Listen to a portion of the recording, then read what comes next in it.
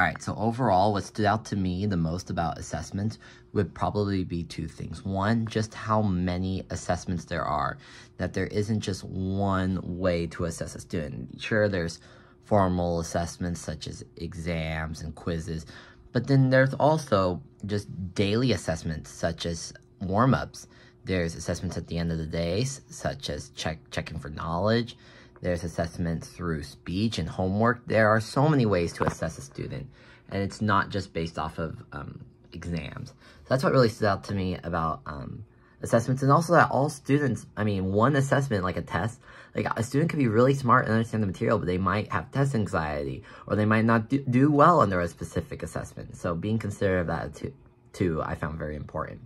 I plan to use assessments. So I want to be a PE teacher, which means I really want to use two assessments. One is to check, almost kind of like an exam, to see if they can do certain locomotor skills.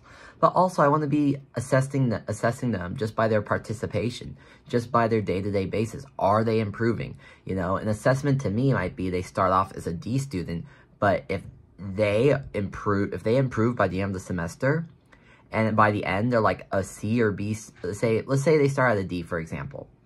And by the end of the semester, they're a B student, but their grade's only at a low C or something. Then am I going to give that student a low C, or am I going to give them a B, which is where they're at the moment?